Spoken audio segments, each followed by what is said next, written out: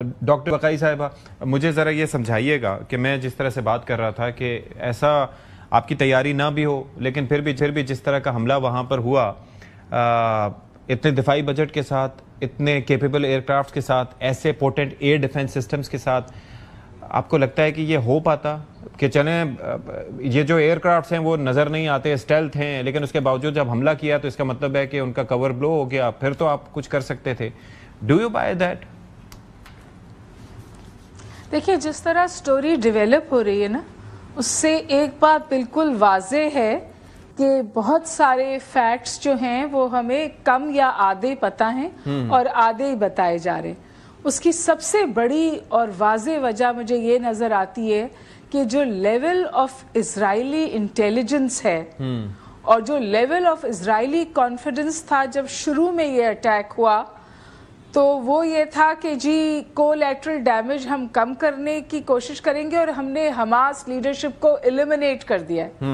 پھر آپ کے پاس یہ خبر آئی کہ ٹارگٹ ضرور ہوئے تھے، اٹیک ضرور ہوا تھا، ایلیمنیٹ نہیں ہوئے.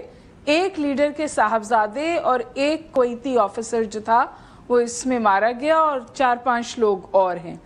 اسرائیل جب اپنی انٹیلیجنس کے ساتھ حملہ کرتا ہے تو یہ بہت ان لائکلی ہوتا ہے کہ وہ ٹارگٹ کو ہٹ نہ کرے اور سروائیو کوئی کر جائے. پہلی بات. دوسری بات یہ کہ یہ سمجھنا کہ امریکہ کو نہیں پتا تھا، یہ تو میں ہرگز نہیں مانتی، لیکن امریکہ کی جو اسکیم آف تھنگس تھی اس میں وہ اس طرح نہیں چلی جس طرح وہ چلنا چاہتی تھی. اور میں آپ کو بتاؤں، سب کہہ رہے ہیں کہ اسرائیل نے ریڈ لائن کراس کی ہے، بالکل کی ہے.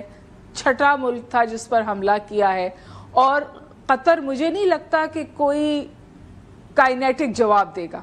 ان کے وزیر اعظم نے کہا کہ ہم جواب دیں گے، لیکن اس کے ساتھ ساتھ انہوں نے کہا کہ ہم لیگل ٹیم بنا رہے ہیں. اچھا، تو شاید یونائٹڈ نیشنز میں یا سیکیورٹی کاؤنسل میں یا OIC میں یا عرب لیگ میں آپ کوئی صورتحال ایمرج ہوتی، لیکن کوئی کائنیٹک رسپانس کائنیٹک ہوتا تو وہ اسی وقت. آخری بات میں آپ سے میں ایک بات اور گزارش کرنا چاہتی ہوں، تھوڑا سا ہمیں اس ریلیشن شپ کو سمجھ لینا چاہیے.